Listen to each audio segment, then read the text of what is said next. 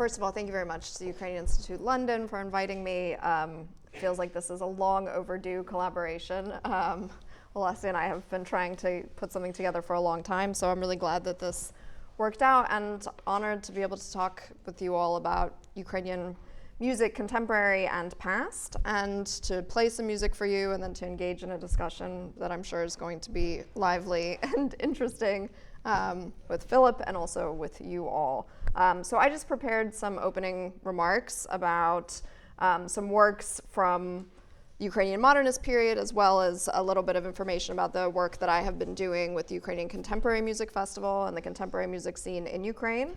And I thought I would start with a little bit of music. Hopefully this is, it looks like, yeah, okay. So.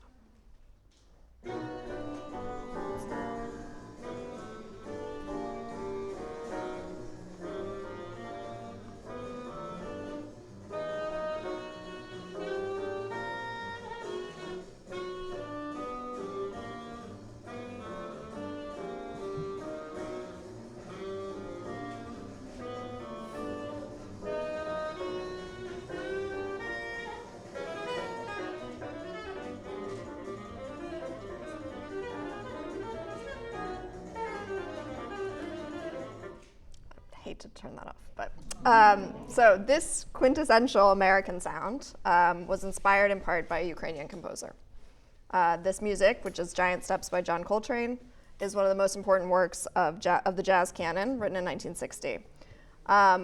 It is among the most important jazz albums of all times, and it exemplified what came to be known as Coltrane changes, which was a kind of innovative approach to chord progressions that Coltrane developed and have been termed his sheets of sound. But this technique was actually informed by mathematical composing theories that were written by a composer called Joseph Schillinger, who was born in Kharkiv.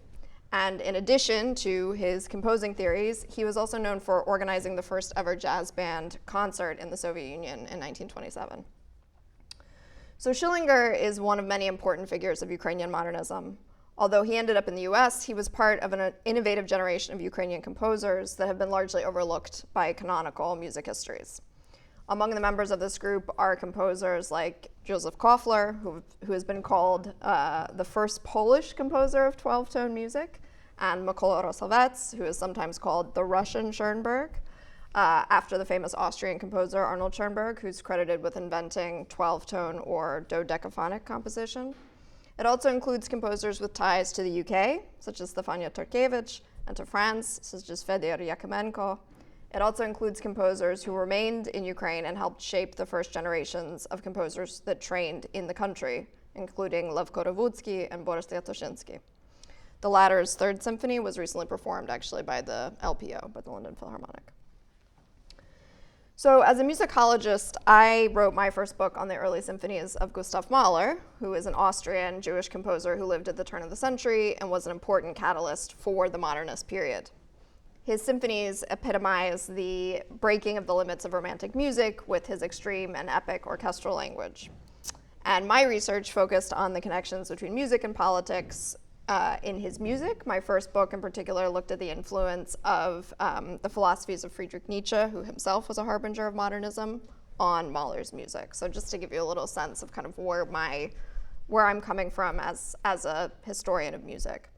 My newest project concerns music in Ukraine and takes this same framework of art music's intersections with politics and moves slightly forward chronologically into this modernist period.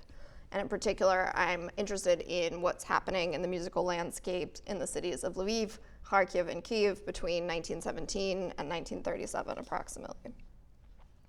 So this period, as those who are familiar with Ukrainian history will know, was volatile and exciting. There was a lot of political change and the establishment and collapse of the Ukrainian People's Republics in Kyiv and its western incarnation Lviv, the annexation of central and eastern Ukraine by the Soviet Union, the absorption of western Ukraine by the Second Polish Republic, as well as a variety of smaller intervening movements, each with its own ideological orientations and priorities. Although the period of Ukrainian independence was short-lived, the force of Ukrainian creativity continued to shape cultural policies for several years through initiatives such as Ukrainianization, which took place from about 1923 to 1933. So putting these political events, these political movements in dialogue with musical works, which are equally diverse and which I hope to share a little bit of with you tonight, I think reveals a really musically rich repertoire that is virtually unknown outside Ukraine, and sometimes within Ukraine, actually. And this is particularly important at a time when both the scholarly academy and performance institutions like symphonies and opera houses are looking for new repertoires and untold stories. So I think there's a real opportunity here for Ukraine to find a space beyond where it has been sort of held. So one thing I'd like to do is share a few examples of some of these works that I find to be both important to the Ukrainian modernist styles as well as themselves are just great music. Rather than go through by composer, I think it might be more interesting to offer some examples by genre. And I'd like to start with the symphony for a couple of reasons. So the first is that it remains the most revered genre of art music, and one that indicates the extent of a composer's gravitas and importance. The number and quality of a place's symphonic music is still, if even subconsciously, tied to the seriousness with which we take their music. And it's a genre which I have experience as a scholar, given my work on Mahler. Finally, it's also a genre you are least likely to hear because of the forces it requires. Without an orchestra, or more accurately, a conductor, and an influential one at that, devoted to presenting this repertoire, the means in terms of time, space, personnel are just beyond the realistic capabilities of most concert organizers. Ukraine, however, has produced some wonderful symphonies. Two of the most important symphonic composers of the modernist period were Levko Revutsky and Boris Lietoshinsky, and both were based in Kyiv. Revutsky's Symphony No. 2 was written in 1926-27, and it is constructed almost entirely from Ukrainian folk melodies that have been taken as the basis of the piece and then kind of transformed into a sort of post-romantic symphony that has a kind of impressionistic sound to it. So the folk song quotations kind of act as a structural unification.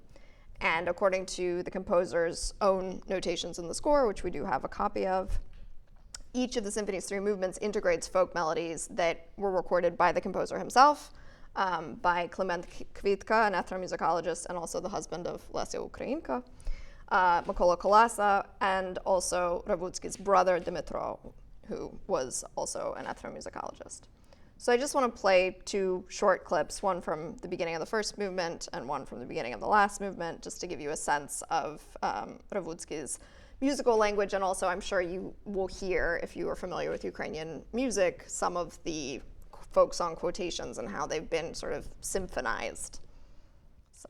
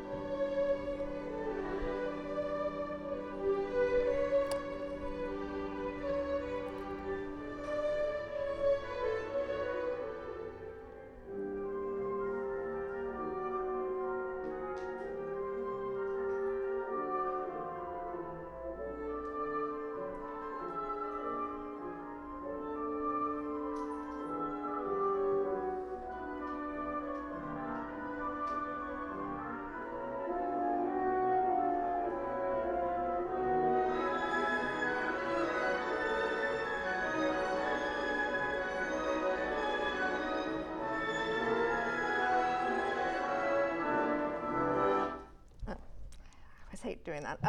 And I would just jump ahead to the beginning of the last movement.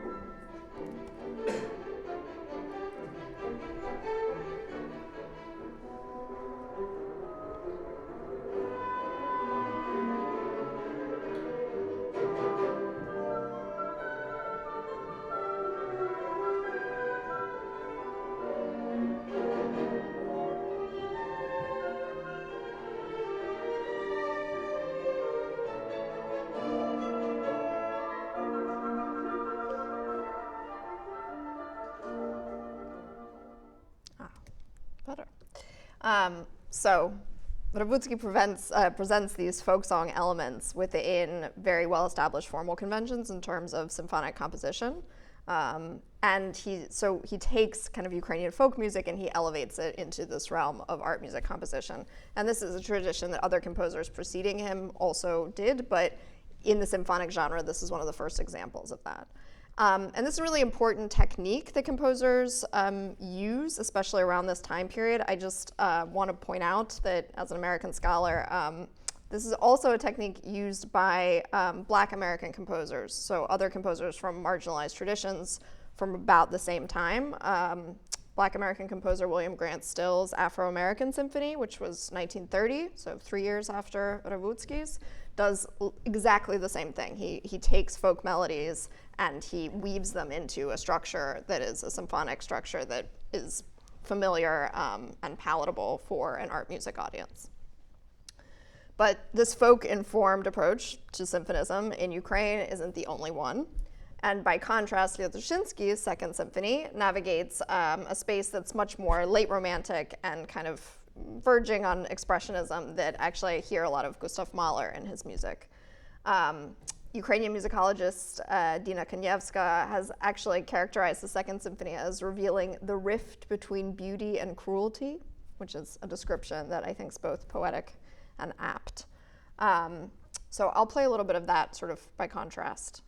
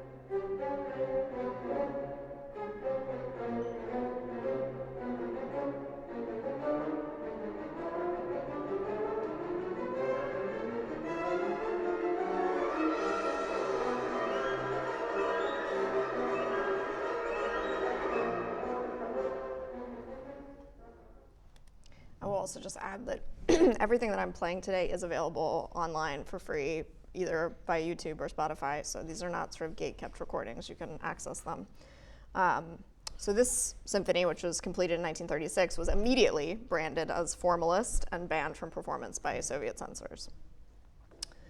I've written extensively about Lyutoshinsky's perhaps more palatable Third Symphony, which still required official revisions, and like I said, was just recently performed by the London Philharmonic. And there, Lyutoshinsky does a little bit of what Revutsky does. He brings in some elements from folk music and also a quotation from his own opera, The Golden Hoop, which was based on a story by Ivan Franko. And the original version had an epigraph, the epigraph, "Peace will defeat war." And eventually the Soviet revision of the Soviet-approved revision of the symphony had that epigraph removed.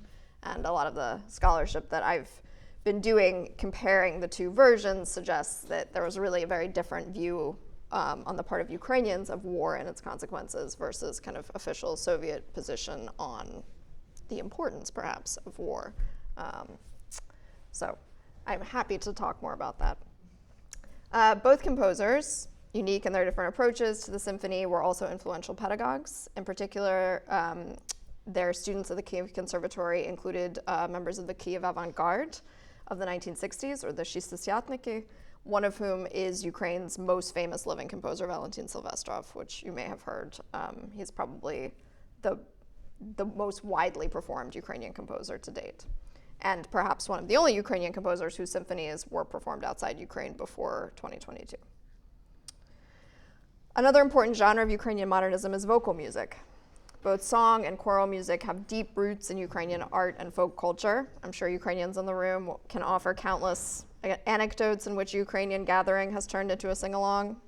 Choral compositions were the genre through which Ukrainian composers first contributed to the art music canon, so specifically the choral concertos of Dmytro Bortnyansky are often considered the earliest example of repertoire by a Ukrainian composer. One of the most amazing pieces that I've come across from this era, and that I'll actually be speaking about next week at a conference in Bristol, is Mykola Roslovet's Komsomolia. So even though this work might sound like typical agitprop, and Roslovet's actually wrote plenty of that as well, it's actually really an incredible modernist symphonic poem with a textless choir, and I think is kind of a musical illustration of some of the political thinking towards kind of communal cooperation of the era. And Roslovet's was quite a supporter of at least the ideals of communism. He wrote both about music and also about politics, so we kind of know what his position was.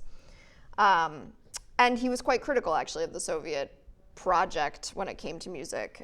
Ultimately, he wrote a really fascinating essay called On Pseudo-Proletarian Music, where he criticizes the idea that music should be dumbed down and it should be easy and accessible to the masses, and instead is very insistent that, you know, revolutionary people deserve progress and innovation, and we should be pushing people forward with culture. He grew up in Konotop and Kursk with Malevich. He received his first musical instruction actually from a village fiddler, and his kind of political orientation, even in its communist leanings, was one that was very inclusive and considerate of agrarian laborers. He was very critical that the Soviet project seemed to think of workers as only the factory workers. And I see in that a very kind of Ukrainian orientation towards even that kind of political, the political differences of that era. So this work is built almost entirely from these little small fragments of music, little melodies, little motives, both in voices and in different instrumentation, and they all kind of come together and create this forceful kind of mechanical sound world that is also sort of aspirational and pulsating, and I would say is really anything but kind of socialist realism, despite its title. So I'll just play a little bit of that. Oh, I've turned down the sound, sorry.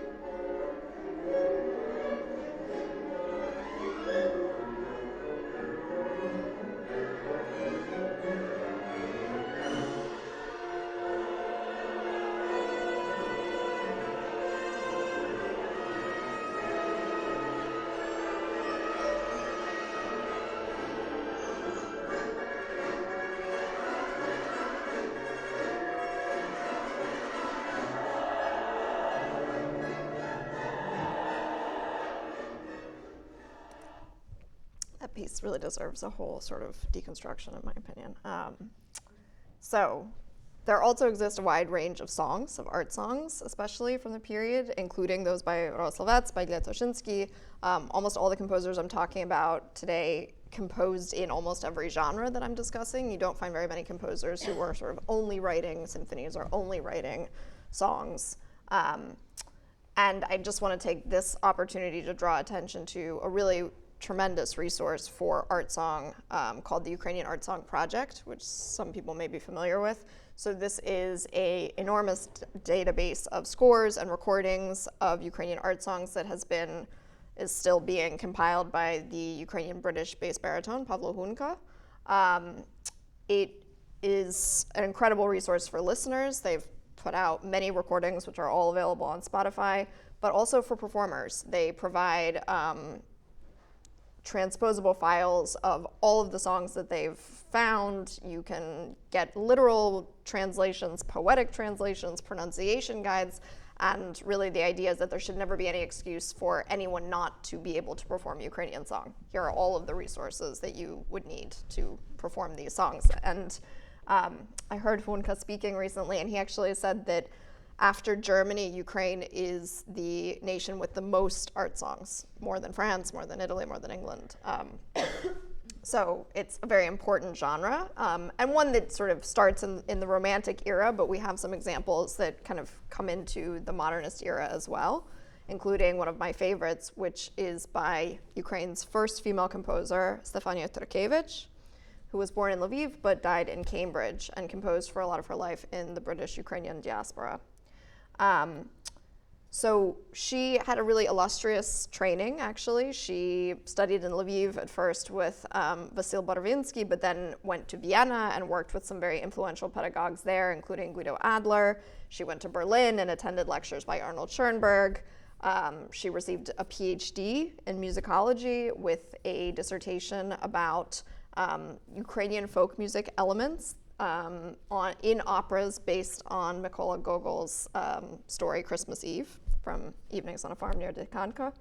And she looked at the operas of Tchaikovsky, Rimsky-Korsakov, and Mykola Lysenko, who is a Ukrainian composer. And again, I just want to point out that there's this really weird, unusual, interesting parallel with Black American composers. At nearly the same time, Shirley Graham Du Bois wrote her master's thesis on the influence of African music on the Western canon. So this idea of marginalized traditions looking at the ways in which they have been sort of exerting perhaps a kind of invisible influence was very much in the thinking. Turkevich left Ukraine as the Soviet regime extended into Lviv and eventually ended up here in England. I just want to play a little bit of one of her art songs. This is one of my favorites. It's a setting from Shevchenko's Haidamake. It's called Time Passes, and the text she's setting is describing what remains in a village after the withdrawal of sort of the rebellion, the orphan children, the corpses, and her music is really vivid and pictorial and expresses the text really intelligently and movingly. And in the following clip, I'm just going to play the beginning. You'll hear the poetry describes, so first the poetry pronounces Ukraine, hear me, is burning. And you hear this like intensity in the voice. And then it describes sort of children that are crying for their missing parents, and you get sort of the piano accompaniment kind of recedes into the background and just becomes this kind of hollow echo of the voice. And then at one point, the text reads, "The human tongue is nowhere heard."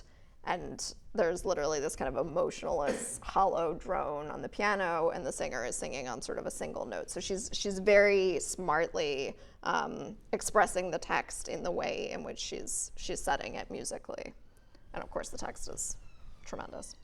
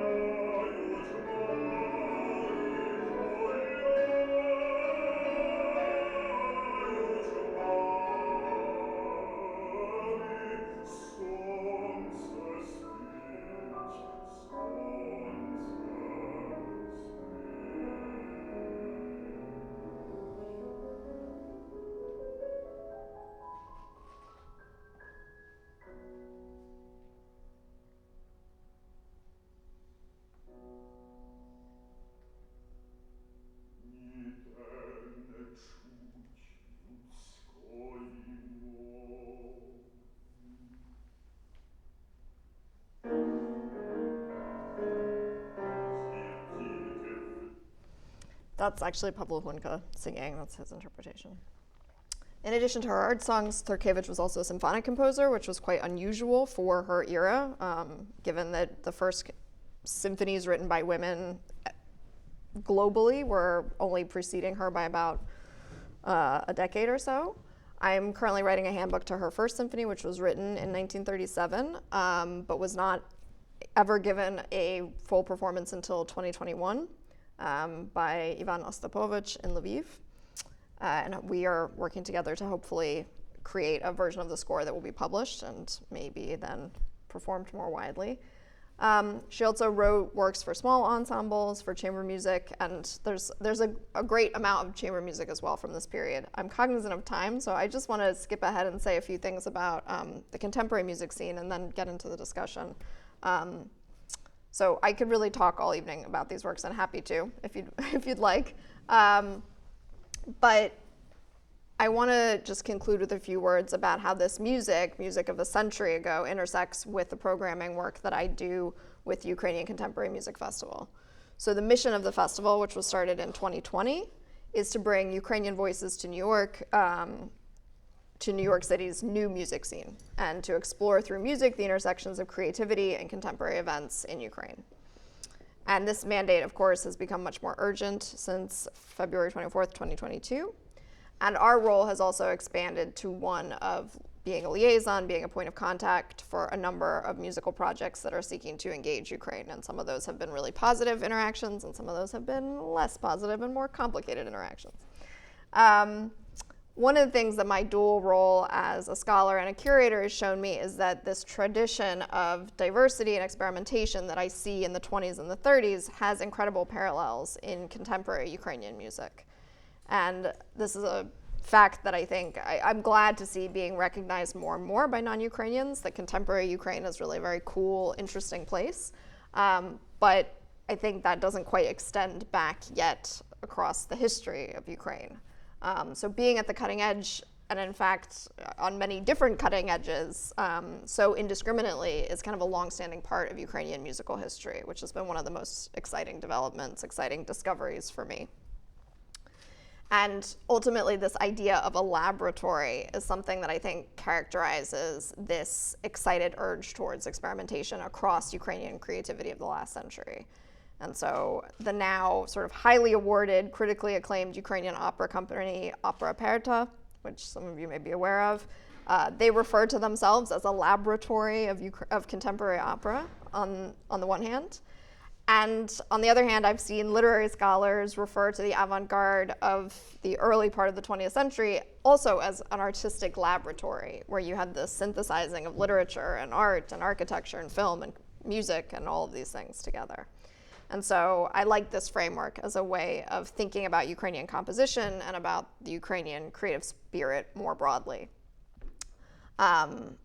Miroslav Shkandry, who's a Canadian or Canada-based literary scholar's work on Ukrainian modernism has been really important for me, and he characterizes this impulse of driving towards all these different cutting edges as being in part a result of a kind of dual revolution against both the imperialisms that specifically oppressed Ukrainian identity historically and contemporarily, and also against kind of a broader human exploitation, which I think is something that there's quite a lot of resonance with both of those struggles actually still today. And it's one of the main reasons that I think Ukrainian music, both past and present, is really critical to our discourse.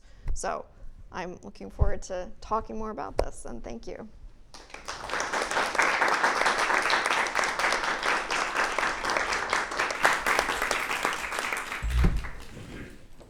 Thank you so much, Leah. I don't think you need me to tell you that you're in the presence of one of the leading scholars of this field, and if you need a model of work to go to in terms of historical sensitivity and scholarly imagination, you could do a lot worse than read Leah's works.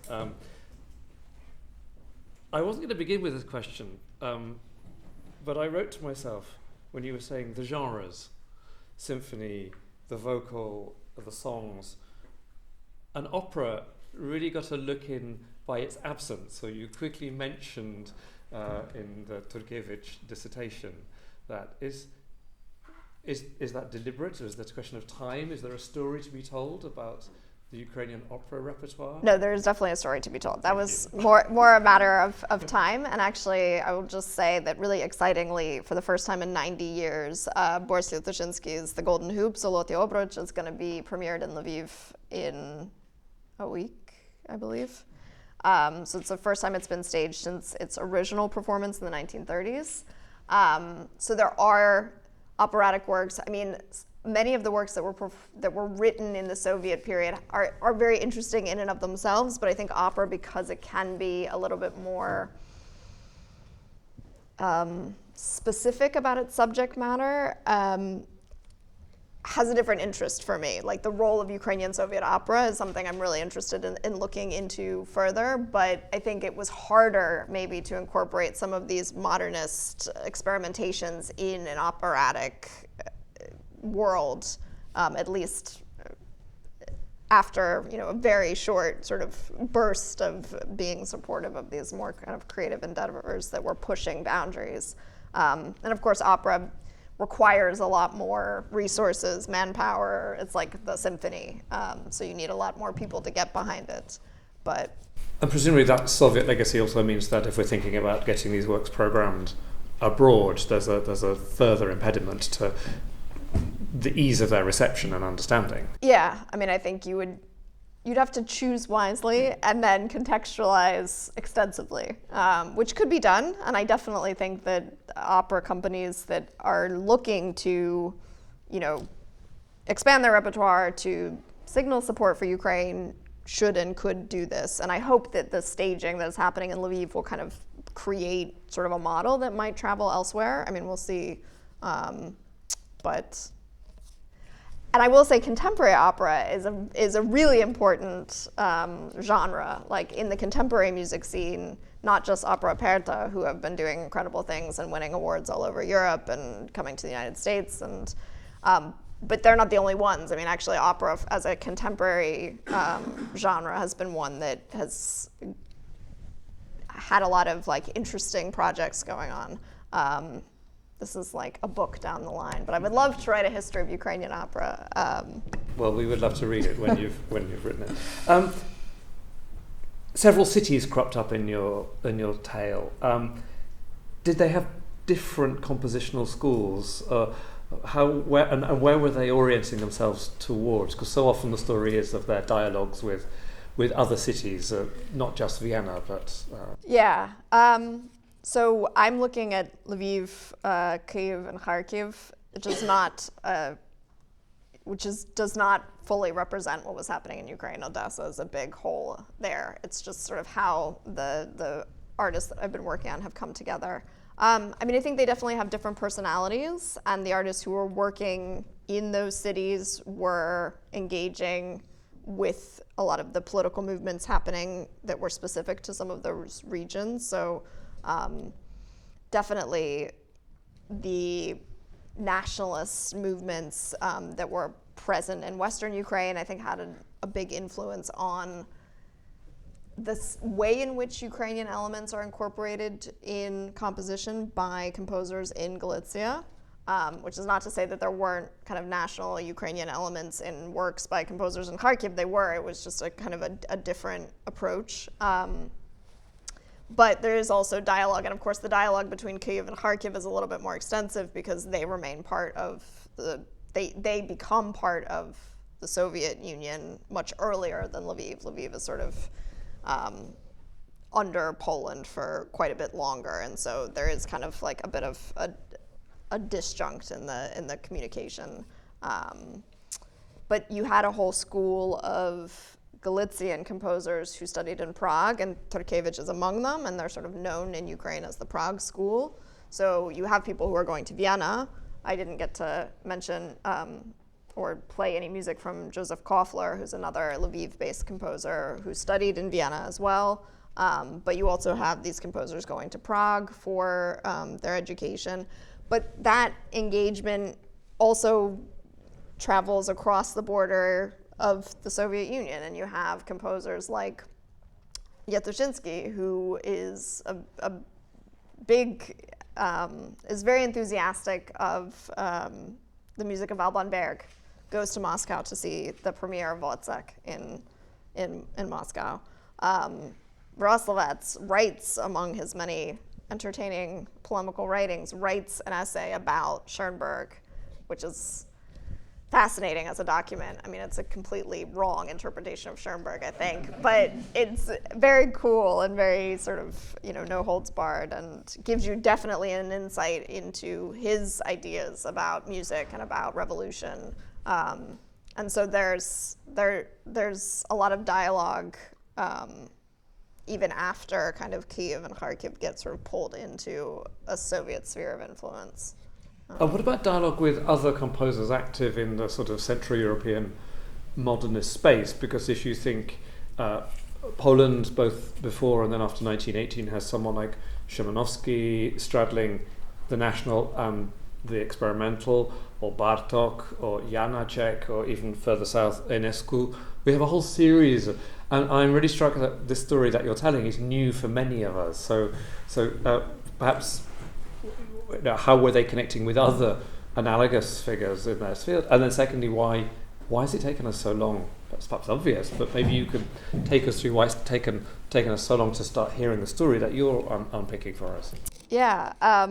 So I think the composers in Kharkiv and Kyiv are aware of these figures that you mentioned. There's less direct dialogue, but their music is performed, especially in Kyiv, at the composers. Initially in the 1920s, there are these concerts organized by the composers.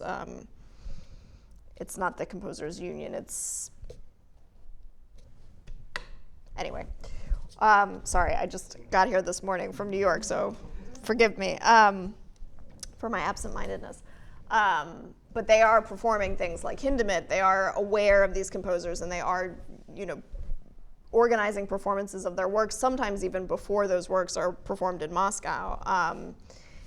In the western part of Ukraine, there's a little bit more dialogue, and so someone like Koffler, who goes and studies in Vienna, actually befriends Alban Berg and gets to know Schoenberg personally through Berg, and there is actually correspondence that you can read. I mean, it's limited, but there is literally a dialogue. Turkevich, because she's following her husband to Berlin, ends up sitting in on Schoenberg's lectures in Berlin. And so there's more of a face-to-face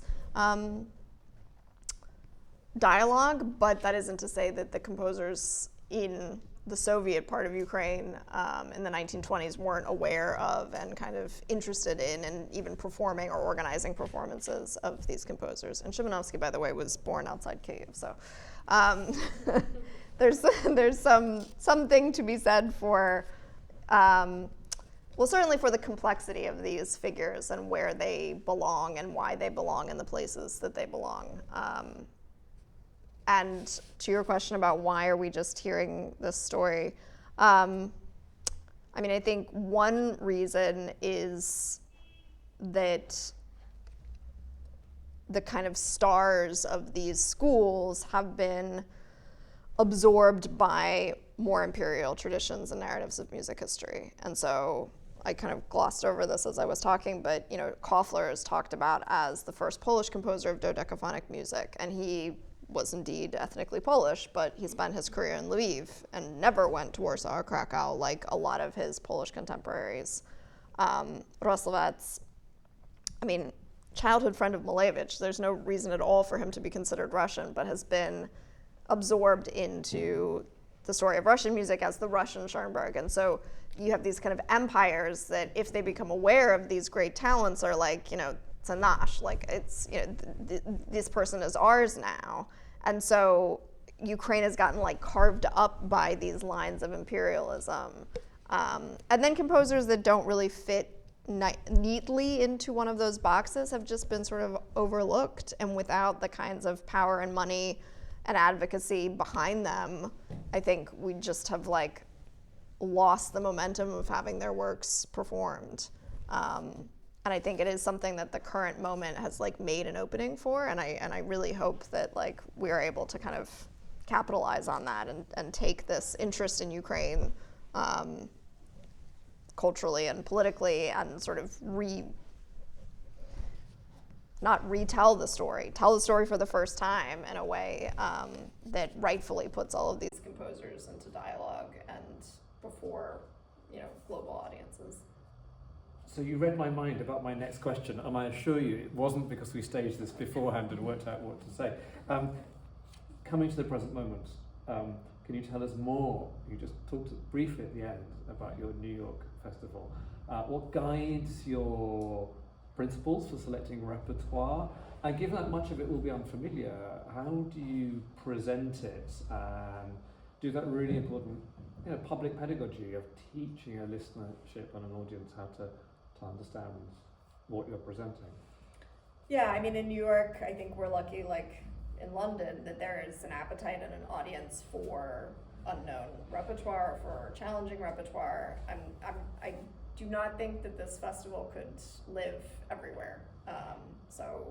And that was one of the things that inspired me to start it, was that I went to Ukraine and was attending concerts and festivals and seeing how much cool, new, innovative music making was happening, and thinking people in New York would love this. Like, people in New York should know about this. Let's find a way to bring this to people in New York.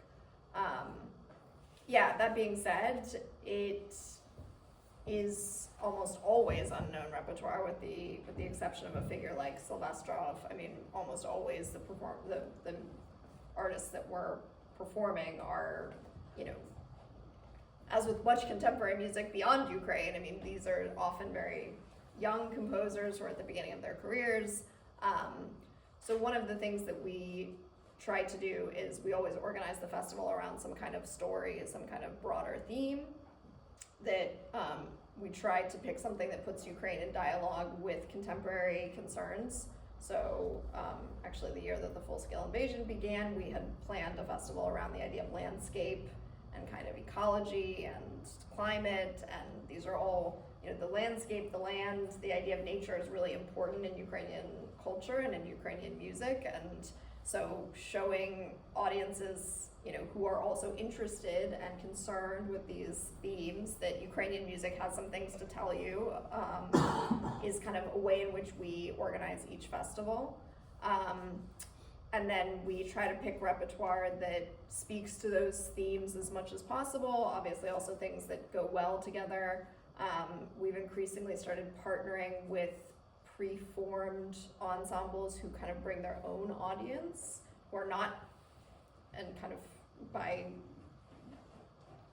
on purpose are not Ukrainian ensembles, but are New York ensembles who will have their own following, their own audiences who are excited about new music, and we will then work with them to select repertoire from Ukrainian composers that suits their aesthetic, that suits their other repertoire. I mean, one of the hopes that we have is that anyone who performs at the festival takes what they performed by a Ukrainian composer with them when they leave and continues to play that music elsewhere. So we're quite purposeful about who we work with, and sometimes that will put limitations on what we can program, because we're working with the string quartet and they are looking for a certain kind of repertoire, and so that kind of narrows the field of what we can program, what we can suggest. Obviously we're limited in terms of size, so we are not able to do things like program operas or program symphonies. We have made some overtures with two larger organizations about the possibility of doing those things down the line, and kind of saying like, hey, we're here if you ever want to do something with Ukraine, just let us know. But those are some of the guidelines for selecting our repertoire. So this past festival was just concerned music and literature, and so we selected works that some of them were obviously just setting literary texts, but some of them were inspired by literature, were inspired by literary figures, and we try as much as possible to kind of show Ukraine also engaging with global subjects. And so one of the concerts we presented had Ukrainian works that set texts or were inspired by texts by Ukrainian authors, but also by American authors. Because of course, Ukrainians live in the world. They read American literature. Why wouldn't they be inspired by that sometimes? And an American who knows Hemingway can then come and hear this new interpretation of Hemingway. And I think it just creates more of a like global space for us all instead of, I think, unfortunately, what can sometimes happen is that things get very kind of insular in an effort to kind of protect a culture that you see as threatened, which is completely understandable. So you have this track record and experience and great expertise in doing this well. What advice would you give to other arts organisations and programmers keen to showcase Ukrainian repertoire so that they got it right? Because I think we might all know examples that we've seen where it hasn't gone quite so well. What would be your tips for doing it, or for failing better, if not in always getting it perfect? I think at the root, first of all, letting Ukraine stand on its own. Ukraine, the number of times I see Ukraine programmed in relationship to Russia, even when it's, everything about that setup is accurate, Russia's the aggressor, everything that Ukraine is going through. But Ukraine exists without Russia. And I think when we lean into kind of the horrible situation that is happening now as a motivator for programming, we kind of ironically, in a way, reinforce this idea that there's only Ukraine because Russia is attacking Ukraine. And the fact of the matter is, Ukraine predates Russia. Like, there is Ukraine without Russia. And so I think both in terms of the kinds of works that get selected, and it's hard for us too because we obviously need to draw attention to what is ongoing. We want people to attend, we want people to understand what's ongoing, and sometimes that does require choosing works that are speaking directly to the current situation. But we try to balance that with works that are not, so we're not just constantly preoccupied with that narrative, because my fear is when we win, then it will go away. If that's the narrative, if the narrative is, Ukraine as this like incredible, defender of liberty, then when the situation is resolved, there won't be any more reason to celebrate Ukraine. And there has to be a reason to celebrate Ukraine that is not just that it is currently on the front line of defending democracy for the rest of the world. So I think programming Ukrainian music on its own terms, I think highlighting the ways in which it engages with repertoires that are not necessarily neighboring repertoires. Some of the examples I played, for music people who know, the Western canon in the room, I hope that you heard resonances with repertoires that are not Russian repertoires. There's great reason to program some of these works with Austrian composers or American composers. We did a festival devoted to Yetoshinsky in 2023, and we paired his string quartets with chamber music by Bartok and Copland. And there's good reason for that dialogue. There are ways in which what Yetoshinsky is doing has these kind of Bartokian elements.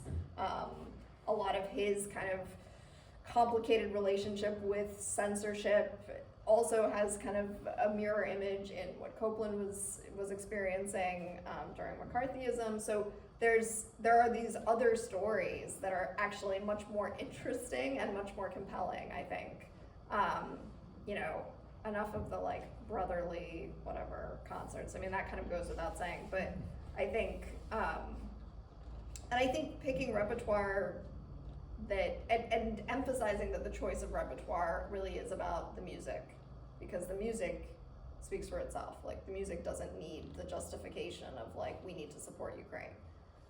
We should have been playing this music a long time ago, and we should start playing it now. And that should be the conversation around the programming, and not the programming of like, I won't name names, but so-and-so is like championing the Ukrainian cause at this moment. And it's like, okay, thank you very much. However, like, we don't need the championship. This is a great symphony that should have always been performed. And so I think a lot of like the language and certainly kind of the pairings could be done more carefully and in a way that ensures that Ukrainian music will stay as part of the canon when we win. When we win, this won't be like, oh great, we resolved that. Okay, now we can go back to Rimsky-Korsakov. Like, that's, I hope not. For every reason. I think that's really a really important and a big challenge, because of course at the same time you don't want to pretend like nothing's happening. And so I'm as hard as I am on some programmers and institutions, I do recognize that there's, it's not so simple, but it could be simpler. I'm sure there'll be many questions. I just have one last one before perhaps I throw things open for comments and questions from the floor. You definitely spoke about Turkievich as Ukraine's first woman composer. And one of the things that's happening, as it were, in the academic discussion of literature or music and art is diversifying the focus. It's women. I thought the parallels you made with African American musicians in America was a very powerful one. Another way that we're doing is even getting away from the composer as the originator of it. It's about performance, it's about networks, it's about publishers. Because if you always look for composers as the marker of a country's greatness, it can sometimes be, it can really stack the cards against cultures who haven't always had a long history or whose history has been complicated by other factors. So, I mean, how do we write an inclusive history of Ukrainian music that pays attention to its facilitators, its patrons, its intermediaries, its critics, it's not just the great composers, because sometimes music history does revolve around that also troubling notion of kind of authorial greatness, which for those of us in the academy sometimes is something we get, I certainly find a burden as much as a great calling card, because it gets your works heard by playing the card of greatness. Yeah. I mean, I think we just have to do both simultaneously. I know that's not the easy answer. More work is the answer. But I will say that I think we shouldn't necessarily rush to apply these changes that are happening in the academy with regards to musical spaces that have been well represented immediately to musical spaces that have not been well represented, because I think we need to give any of these marginalized musical cultures as much space to kind of establish their canons as these imperial spaces has had. It's a little bit like Fanon's notion of nationalism, this idea of like, well, now that we in the West and our empires have all realized that nationalism is a toxic thing, we're going to tell you small countries that, you should just give up this idea of nationalism and come along with us into, internationalism. And you can't do that. You have to let those cultures move through establishing their canon. And there are a number of great Ukrainian performers, and I think actually there is quite a lot of work happening around those performers, because in some ways they were more visible. They got more attention already, or they have gotten more attention already than the composers themselves. So it's not a satisfying answer, but I think we have to just kind of do both, because I think people do need to have a kind of sense of like, oh, the Ukrainian canon, that's Yasechinsky, Turkievich, Silvestrov, like these are the big picture folks, and then we can start to fill in the blanks. But without that, I think it becomes too sort of like, oh well, we need the framework before we start filling in those other details. And I think that's just because that's still the way music history operates, as much as we may be trying to change it. I think we still need to bring Ukraine and many other places into, onto the same level in terms of the discussion as these great canonical histories. Like, we still need to tell that history first, or at least in tandem. And if you want more examples about how to do that history, I think Leah's sort of Substack pages are incredible exercise in public musicology of taking the debates, which can sometimes happen in a rather inward gaze in the academic sphere, into the public space and in dialogue with programmers and the performers and the institutions who need to hear precisely those lessons. I'm just looking across at ACNO to check that we're on time, and this is a moment to throw things open to you, the public. So, yes, please. Thank you very much. It's fascinating to listen to you, and thank you for your questions as well. Talking about the festival in New York, because I'm a performer myself, and programming is one of the most, it's the key factor of the concert, whichever concert you organize. It's interesting to know if you had, obviously you try to observe and analyze the audience that usually comes to the concert that you organize. Do you know if it's mostly people who are quite related to Ukraine, whether they're immigrants or people who have roots in Ukraine, or how do you encourage people who are not sort of physically related to Ukraine come to the concerts? And if I may, what genres are mostly sort of the winners, let's say? Is it vocal music because it's literally pronouncing what you are trying to feed your audience with, or there's some particular favorite instruments of such audience? Thank you. Yeah, thank you for the question. So I'd say this is changing. So the first few years, it was definitely largely Ukrainian audience, people from diaspora, new immigrants, people who saw, okay, Ukraine, I want to support this. I think that's beginning to shift, and it's something that's been really important to us, that it shift, that, as I said, kind of my inspiration for starting this was to get people who appreciate new music listening to or being aware of the new music that's coming out of Ukraine. And so I'm glad to see that we've gone from maybe 90% Ukrainians to maybe 50% Ukrainians. That's huge. And it really depends on the evening. So we do 3 nights of concerts, and this past year especially, I noticed that the different evenings had really different audiences. And I think that had a lot to do with the performers. And so going back to who are you working with, and what kinds of audiences are they going to attract has been definitely something that I've observed and something I'm now thinking about moving forward. If you are the performer, that's perhaps a different. So obviously, sorry to interrupt you. So No, obviously, if the performer, because you mentioned that you sometimes invite performers who are not Ukrainian. Almost always. Yeah. So obviously, those people invite their audience who is coming from elsewhere and not necessarily to be connected. So that's the way of engaging other people to be part of the concert series. Yeah. That is branding Ukrainian music. Yeah, and I think storytelling, like I said, finding a way of, maybe being a little bit sort of heavy-handed in the story of the program as a way of bringing the audience along into seeing that these Ukrainian composers, these Ukrainian works have something to tell you, that you might look, oh, Ukrainian, I'm not interested, but actually you don't need to be Ukrainian. It's not really about, the Ukrainianness first. PR is really important. I mean, just to be on the boring logistical sides of things, PR, social media, making sure that you kind of tap into the right, and that you create partnerships with organizations whose audiences you're interested in attracting. So we've started reaching out to the Nordic artists of New York, and especially right now, there's a lot of synergy there, and they're happy to advertise for Ukrainian musicians, and so those kinds of things, building relationships even with the really big institutions like Carnegie Hall, who will put a mention in their newsletter. I mean, how many people are going to see that? Well, if one person sees it, then that helps. But yeah, I think really making it.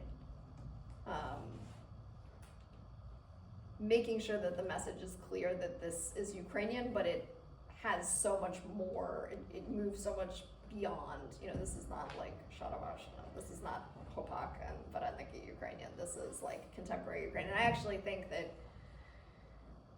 at a ridiculously high price, this is a moment where some people are actually now aware of that, and people are seeing oh, Ukraine is Kyiv is this cool hipster place, and there is kind of an opening for pardon the term, but exploiting that like attention that we should use while we have it. Thank you. I applaud your work with the contemporary music scene, and I agree with you that this is a precious window of opportunity to highlight Ukrainian culture and music, which wasn't like this before the war. But don't you think also that besides contemporary music, the West is not familiar with all the other music that came beforehand, centuries of work? Absolutely. You know?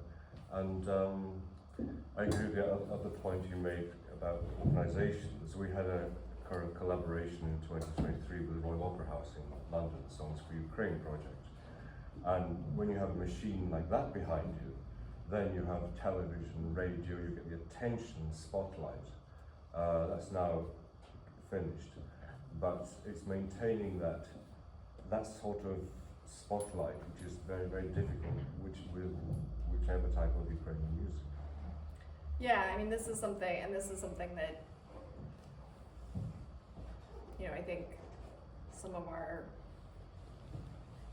think other places have done very well, is invested in maintaining those kinds of relationships. And I think that's a very hard conversation to have right at this moment, where there's a very urgent bodily need for certain kinds of support in Ukraine that will come at the cost of putting resources towards lobbying, for lack of a better word, these bigger cultural organizations, because if someone is dying, that is much more urgently important than making sure that, you know, you have a Ukrainian board member or whoever, like donor, that is then able to kind of court the Met. But I think in the long game, we need to try to do both, because it's true that these kinds of initiatives have ended, and I see them sort of increasingly ending, and people are sort of moving on to other things. And you know, the cultures that have done a very good job of maintaining their presence and maintaining the sense that their culture is invaluable and is, you know, needs to be, you know, on the stage with all the other great works, have put a lot of money and effort into their cultural lobbying as well. But that, I mean, like I said, it's an extremely difficult conversation to have right now. Yeah, I was going to ask in this context, do you have any insights into the BBC proms? Because over the last few years, they have, haven't they, introduced most concerts, you know, where you've got big work, you know, like Mahler, Dvorak, a lesser known work, sometimes a very modern work, but also forgotten works at the beginning of the programme. So, you know, this programme goes out on BBC Radio 3, but, you know, the catalogue is easily available, lots of useful little articles and things celebrating individual composers and whatever. And I've noticed this particularly in relation to a Polish composer, Dr Leah Batstone, who I love, and you know is particularly not particularly well known, but each year now they have something by her, and this, you know, starts the publicity, and then you think, oh, what about other Polish composers? Well, seems to me a forum in which, you know, some lobbying could you know, persuade the BBC to influence in Ukrainian works. Yeah, absolutely. And she's actually sort of a contemporary of Turkievich in terms of time period, and also in a lot of other ways. You know, I think one of the few things that scholars can do that actually might benefit the broader world is to create literature. I mean, it's one of the things that, in addition to the performance side of the music festival, you know, as a musicologist, one of the things I want to do is to write texts in English about these works, to make recordings that are widely available, because I think that's a massive barrier. You know, you will have programmers who are eager to do something that, you know, is a gesture towards Ukraine, who want to know more, but they can't listen to a piece. I mean, I can tell you from experience, if you can't listen to a piece, the chances of it getting programmed, I mean, people are just not gonna take the risk, right? Or just understanding something about the background of the composer. Well, for all the literature, some of which is very good, is in Ukrainian, like, that doesn't, there's no, and so, one of the things I've tried to do, and one of the things I think increasingly those of us who are interested in seeing Ukraine gain more attention have been doing, is to create these platforms. And Philip just organized an amazing conference in Oxford this past year that brought together a number of scholars, not just thinking about Ukraine, but other sort of similarly, places with similar histories, to create a dialogue and potentially a publication that, then you can hand off to someone, because, you have 5 minutes with a person that you meet at the proms, and they might think, well, this is a great idea, but, I have to sit with it. And if there's nothing to kind of give them to keep thinking about, that's a challenge. And I think that's a challenge that any of the scholars who are interested in rectifying the situation can, that's one way to help rectify the situation. Like I said, I'm sorry, my brain is a little. And I would second the importance of doing that. And anybody who has connections or influence or a lot of social media followers, scores are very hard to come by very often of this repertoire. People are doing heroic work at digitizing and putting things out there. Recordings are often hard to come by, but actually the framing narrative, you often see the same mistakes being passed from one note to another by someone who's got to the only source of information. Right. It's not their fault. And the other wonderful, but even better conference, which took place in Vienna, that you organised with Rutger Helmers about Ukraine and its music history. At that, we had a presentation of the newly completed or still ongoing encyclopedia of music completed. That's in Ukrainian, and for those of us who have primitive reading skills or even better reading skills in the language, it's an invaluable source. But that hasn't crossed into languages that programmers or concert impresarios or even aspiring performers can go to just get a handle. So that task of translation and putting out information is really urgent. And I think of why do we know so much about Estonian music? It's because the Estonian Music Agency makes available scores, reliable biographies. If you write to them to say, I've just been asked to write something about Tormis's 4th string quartet and I've never heard it, they'll send you information. They've seen that as part of their arsenal of diplomacy and soft power, and I think that's a really important need in this moment. Yeah, there is some work that's being done. It's not as centralized as it sounds like the Estonians are. But the Ukrainian Institute, based in Kyiv, they've been putting together a number of anthologies where there are scores published, and then there's information that a Ukrainian scholar writes, and then I believe they translate them into English, German, possibly French as well. But it's slow going. We really need like a little army of musicologists doing this work. But it is something that we try to do at the very least on the festival's website. I mean, we're dealing with a lot of contemporary composers, and so, their bios are changing as they're writing things, but at least, there's a place in English where you Google somebody's name and, that there's some information that comes up. And also, making sure that we make it known that we are available as a resource to reach composers for things like scores or recordings. And we have had that happen where we've had, a programmer from an ensemble write to us and say, we'd really like to play something by, this composer, can you put us in contact? And we've been able to do that sort of accidentally, but I realize now sort of how valuable it can be to have those platforms. And the important thing is of the human control behind those platforms, because I only noticed the other day that if you Google something, the first page is a pile of AI-generated rubbish. You all laugh, but actually that magnifies really incorrect narratives about the world. Falsehoods abound when Grok and other AI bots produce more rubbish, and it's hard to cut through that.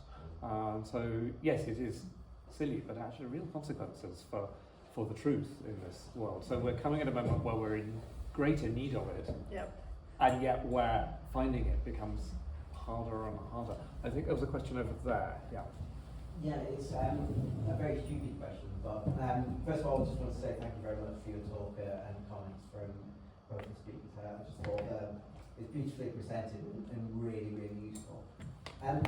My stupid question goes back to the way that you started the presentation, which was a piece of jazz music. and I'm thinking in my head about the way that people and cultures have challenged hierarchies and authorities of knowledge. And although I don't want to over-romanticize Ukrainian culture, I was just wondering if there's something that you could say, or just feel free to ignore if you think it's too stupid, about the Ukrainian contribution to jazz music, and whether there is a big difference there between the perhaps genres that you've discussed in this talk, or whether it is something separate.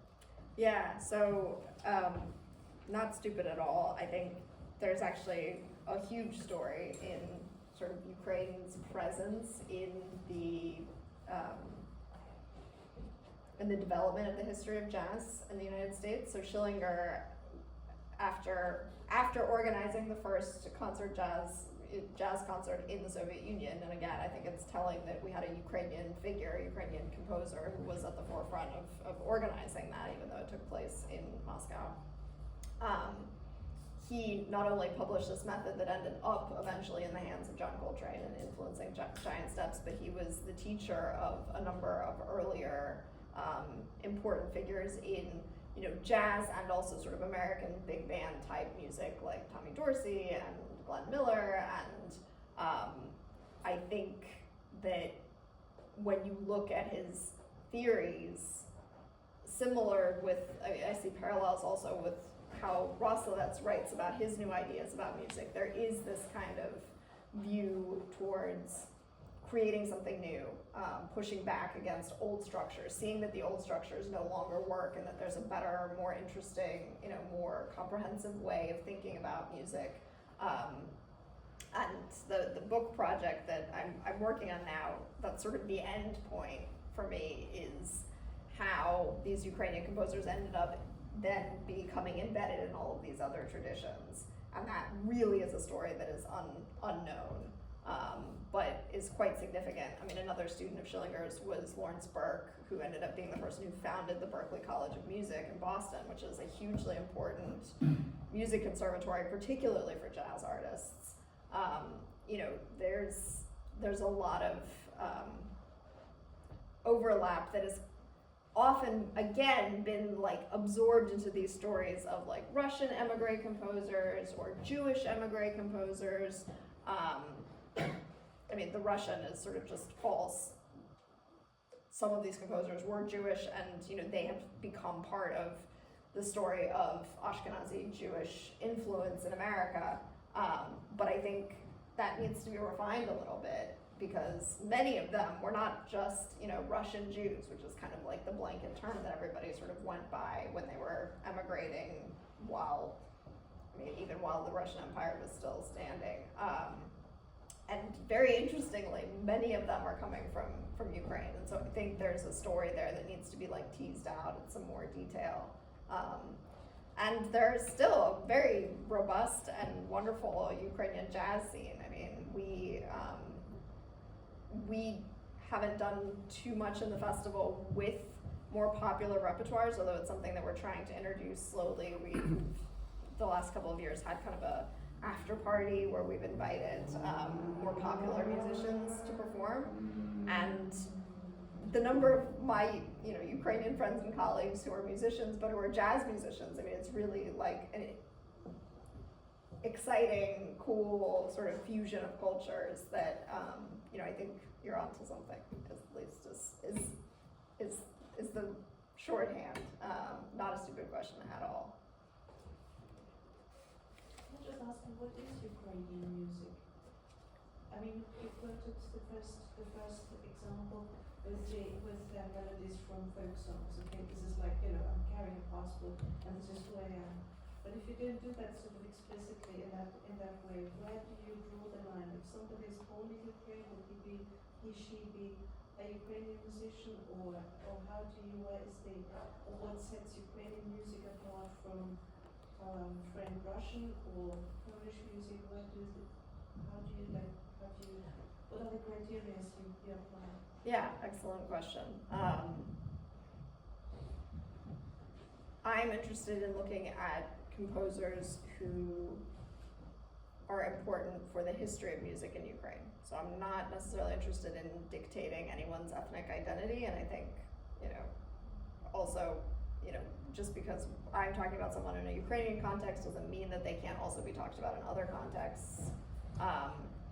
But the music, the repertoire that I am looking at is music that had an important influence on Ukrainian culture, either because it was made in Kharkiv, Kyiv, Lviv, or it was composed by someone who was very, consciously quoting Ukrainian folk music, or someone who clearly identified themselves as Ukrainian. I mean, this is a very difficult topic because, you have these borders changing. Everyone's identity is really very personal. When I started working on this project at the University of Vienna, my supervisor there sat down and said, okay, so you have to answer two questions. What is Ukraine and what is Ukrainian? So the answer is that Ukraine is the contemporary, for me, is the land within the contemporary borders. Obviously not recognizing the illegal annexation of Crimea. Those borders have histories that are compelling. The borders were drawn that way for a reason. And so even a place like Lviv that was part of the Austro-Hungarian Empire and then was part of Poland, it has an important role in Ukrainian history, and therefore music that was made in Lviv has an important story to tell about music being made in Ukraine. That doesn't mean it doesn't also contribute to Poland, but it does have something, it does have a connection to Ukrainian music history. And yeah, then, like I said, music made within those borders, obviously music that is made, where the composer's intent is clear. But one of the things that I'm working on in the book is kind of setting out some of the elements that I see as being typical of Ukrainian modernist composition. And I have taken my cues for that framework from scholars who have worked on literature, visual art, and generally that has centered around this kind of tension between experimentation and tradition. That you have these figures, whether they're painters or writers, who are sort of both moving sort of headlong in the direction of the most cutting edge experimentations, but also are keeping something of, perhaps a recovered Ukrainian past, and are bringing those two things together. And so if I feel like there's a compelling way of, that framework can be compelling for understanding the music that I'm hearing, and there are other sort of cultural circumstances, then I think there is an argument to be made for considering those figures as part of a Ukrainian music history. But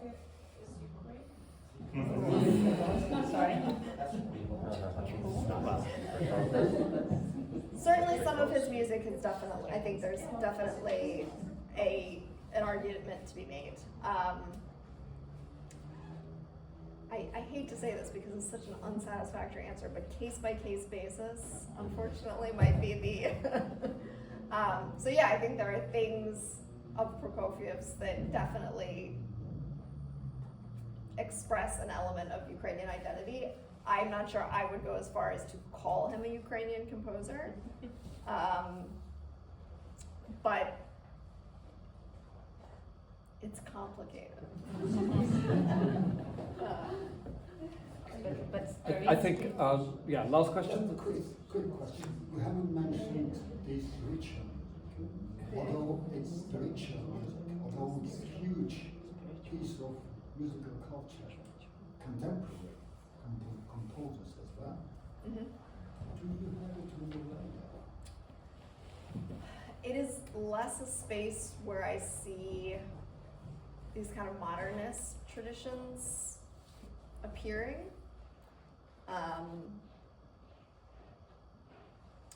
So it's certainly on my radar when it comes to more contemporary programming, and as something that is a big part of the opuses of a number of living Ukrainian composers. especially choral music.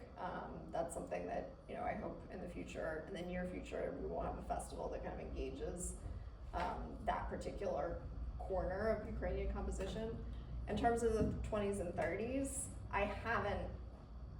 there has not been, I cannot, that's not entirely true. Stefania Turkevich wrote a liturgy that I have been looking at.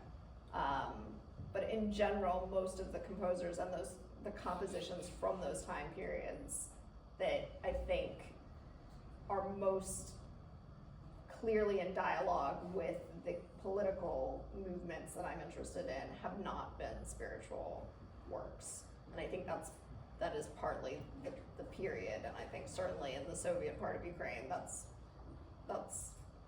for obvious reasons an ideological limitation. But contemporary composers, definitely. Yeah. But what we want is a situation where this room is full of scholars working on every century and city and space and talking about the Ukrainian Baroque and its musical representation to match its architectural one, and the 19th century Romantic nationalists. And the pioneering work that you're doing needs to be amplified by other scholars picking up all of those other topics that I think we're all painfully aware needs to be examined, not re-examined, examined for the first time properly. I'm painfully aware that time has probably come to an end. I just wanted to say very personally, I'm incredibly humbled and honoured to have been asked to be here in conversation, given the topic on which I have concentrated most of my life. This is a major learning experience for me, and I have learnt hugely from many people in this room. I've been following Leah's work in print and on social media for a long time now. It is really an exemplary instance of how one should go about the work of musicologists in public and in the academy. We're delighted that you come here with the great news of your new job from October. A very wise decision by that hiring committee. We salute them for that wisdom. But thank you for coming. Thank you to the Institute for its really, really crucial work as well. Thank you. Thank you.